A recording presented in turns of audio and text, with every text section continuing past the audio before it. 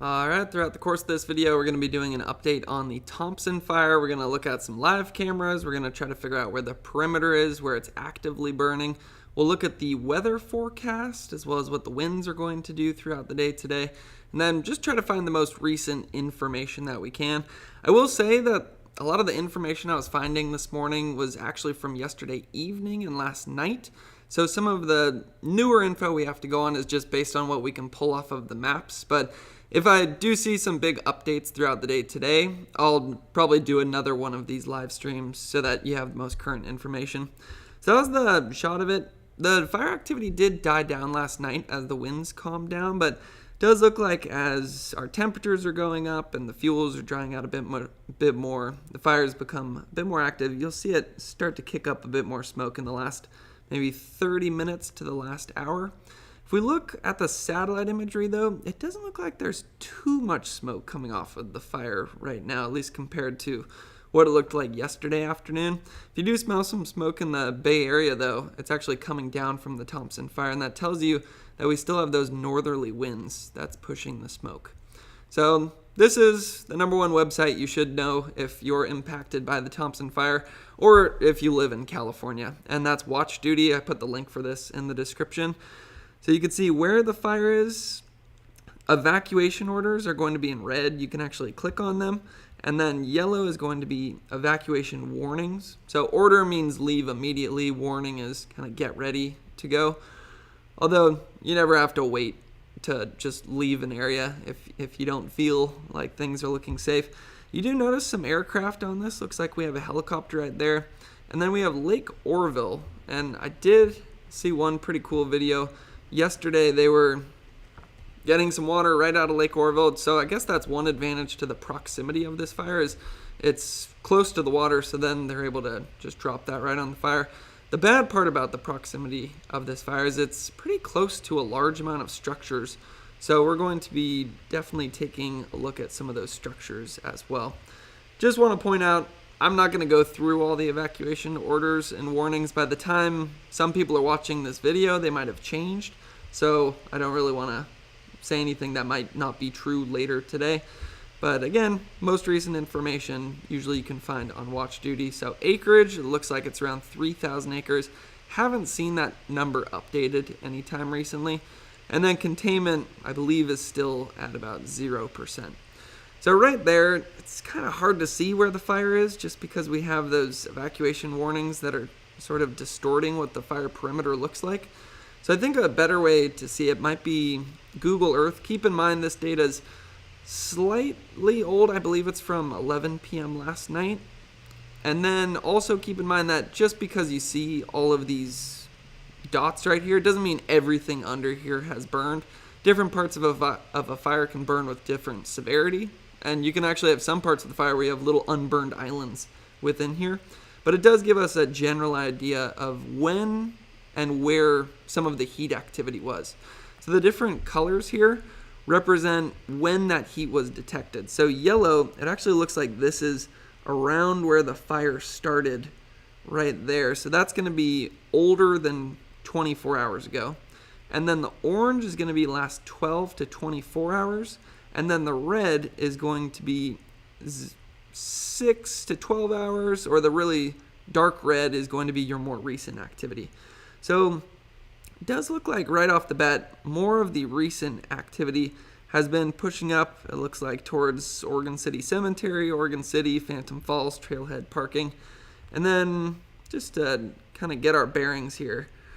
Down here, we have Oroville. So that's what I mean about it's close to a large amount of structures, and that's also why we saw so many evacuation warnings on the Watch Duty app. And then there's Lake Oroville. Interestingly, it looked like we had some heat activity being picked up right by Oroville Dam. And then the spot that there's some concern about yesterday was Kelly Ridge. But as of the most recent information that I have to go off of, it doesn't actually look like the fire pushed up into Kelly Ridge, which is great news because you can see how many structures that we have up there. So that's kind of our bearings at this point. Now let's try to see if we can kind of figure out where it's burning actively right now. So your yellow is going to be the most recent fire perimeter that we have access to. Those red stars are similar to the data we were just looking at, where it's been more active recently. Looks like it is mostly on that northern side of the fire. And then we can go to the most recent satellite data, where it actually does look like this has picked up slightly from what it looked like 30 minutes ago and even an hour ago. When you see those red squares, it's showing more recent activity and higher intensity fire. So I'd say there's some good news and bad news on this fire. I'd say the good news is you're not seeing those big squares around Kelly Ridge, which is exactly what we would want to see. Although I do know we also have some structures up to the north of this fire, and let's see what the winds are doing right now. Kind of hard to tell. Based on that, it would look like it's coming from the northwest, but it's interesting that the fire's pushing up towards the northwest, almost against the wind. Maybe that has to do with the fact that it looks like we have maybe more fuel up here. It looks a bit greener, maybe some drier fuels right here. And then we also might have some of that topography aspect as well, where it's making some runs uphill. Fire likes to go uphill because it's able to preheat the fuels. Let's turn those winds off. Let's actually turn off the current activity as well. Keep in mind that not everything under there has burned. Let's just go perimeters only, because this is going to be your most accurate information usually. And let's go structures. So structures is going to be those orange dots that I'm kind of flipping on and off right there.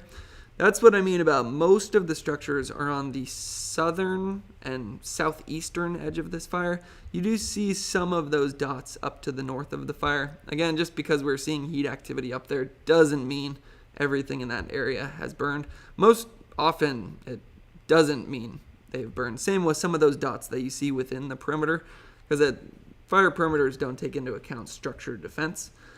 Now I want to just put back on all satellites, just to reiterate that the most active part of the fire is on the side of the fire right now, where it looks like we have the least amount of structures. So that's kind of the best information we have to go off of right there.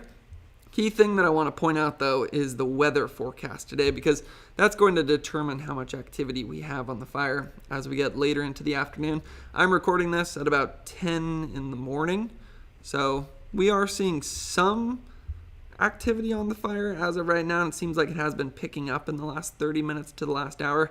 But based on the forecast, it's safe to say we'll see more activity as we get to the peak fire danger, which is usually around 3 to 5 p.m. So forecast for today, 106 degrees. You see haze and smoke. I actually think it's easier, or before we get into the nitty gritty of the forecast, I should point out we have the red flag warning, an excessive heat warning, some extreme heat risk, with that purple showing whether you have the extreme heat risk. I think it's interesting to click into the red flag warning, though, because when we go in there, everyone knows it's hot. It's triple digits. Everyone knows it's going to be dry, partially because that warm air can hold a lot more humidity. So relative humidity, 5 to 15% expected. That's about as low as you're ever going to see. So when the air is that dry, the fuels get dry, and then it's easier for the fire to spread. Wind, I think, is the part of the forecast that I'm the most interested in. Northerly wind, 10 to 20 miles per hour with gusts up to 30, which, 30 mile per hour gust, that can lead to some fast growth. But then it says strongest wind expected this morning and along the western half of the Sacramento Valley into the eastern Coast Range. So that would be encouraging if the strongest wind was this morning and then it's actually dying down throughout the day today. Kind of goes along with this is now the chart of what's going on. And I picked Kelly Ridge as our city for this. At the top, we have temperature. You see how it goes up today. That's going to be around 5 p.m. this afternoon, where we're in the triple digits. That's going to be your wind. Based on the National Weather Service, it shows actually calm winds all day long and actually getting calmer as we get into the afternoon. That goes along with what the red flag warning was saying. Humidity is definitely the part of the forecast that's maybe the most concerning.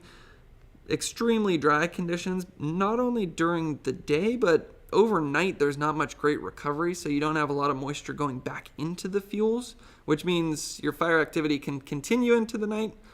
But even more so, it means that when you get into the day, the fuels didn't pick up any new moisture, so they're just ready to burn as you get into the peak fire activity, which is in the afternoon. Now again, I don't know if I totally trust those wind numbers right there. 6 to 7 miles per hour seems a bit low. So what we can do for the Thompson fire is take the latitude and longitude straight from CAL FIRE, and let's put it into windy right here. And it's going to zoom in here. It's going to pull up the numbers.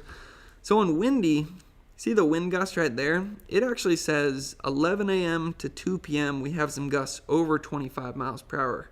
So on windy, it's saying that the winds are actually going to pick up this afternoon. And the direction, that actually goes along with the map we were looking at earlier, where it does look like it's coming from the northwest, which is interesting that the most active part of the fire is the northwestern side of the fire. So yeah, that's going to be something to watch. I want to see if the wind direction changes as we get into the afternoon. So there's Orville right there. Let's go into 5 p.m. and shows 27 mile per hour gusts still coming from the northwest. So I think that's the key part of the forecast I'm going to be watching. And the reason I keep saying that is because if you have gusts over 20, 25 miles per hour coming from the northwest, I don't want to alarm anybody too much, but usually when you have northwesterly winds, it tries to push the fire down to the southeast.